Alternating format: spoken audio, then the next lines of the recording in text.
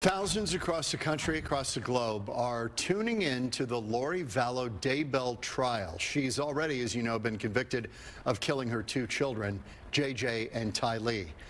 And she's now fighting charges in the 2019 death of her then husband, Charles. But an added twist to this bizarre case that's been carrying on for years now, Lori is now representing herself in this trial. Fox 10's Lauren Clark joins us live now with reaction from some legal experts. Lauren. Yeah, well, John and Christina, there's no way around it. I mean, this is a very convoluted, complicated case involving marriage, murder, and extreme religious beliefs. And the woman in the middle of it all deciding to be her own attorney in this case. Objection, speculation. Sustained.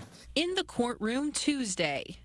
Objection, relevance, speculation. Sustained. Prosecutor Trina Kay lobbying objections over defendant Lori Vallow. At one point, she even appeared frustrated. Yeah. Next question. I got it, Your Honor. Lori was convicted of killing her children Tylee and JJ in an Idaho courtroom in 2023. And now she's facing her day in court for her alleged role in the 2019 death of her then husband, Charles. But despite not being an attorney, she's chosen to represent herself against the charges. You see it on occasions where people want to represent themselves because they don't really trust the system. Attorney Benjamin Taylor, who is not involved in this trial, says in this complicated and evidentiary complex case, going pro se might backfire. Going to hold her up to the rules and standards of any other attorney out there who is practicing law. So she won't get any favors or any breaks if she doesn't know the law. That's why he says it's uncommon for someone charged with such a serious crime to take on a case with no experience. But at the end of the day, he says it will boil down to the decision of the jurors and how they see the evidence presented. Those jurors who are sitting there listening to her are the ones who decide this case. So do they find Lori Vallow credible or not? So the biggest issue here is going to be whether or not they believe Lori Vallow when she's up there testifying, when she's up there cross-examining witnesses, and when she's up there speaking to the jurors.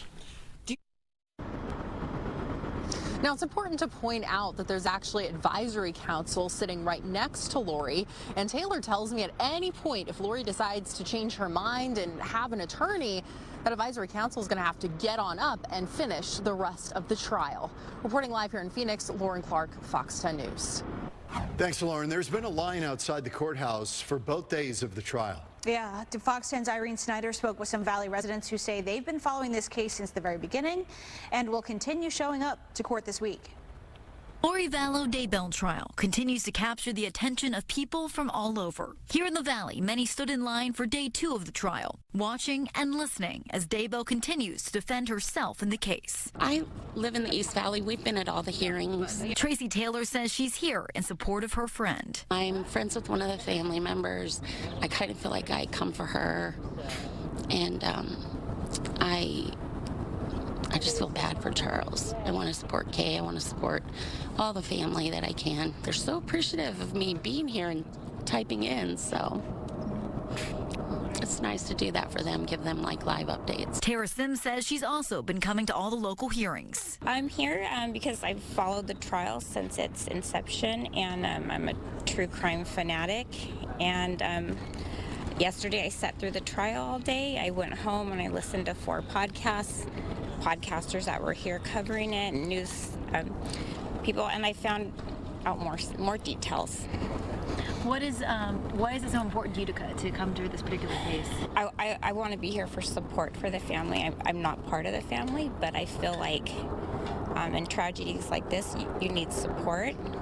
I feel like I want to get to the bottom what happened, and I don't even know if we'll ever get answers. Listening to all the details can be tough, but both women say it's important for them to continue showing up. It broke my heart yesterday to have to watch Charles's sister sit in there.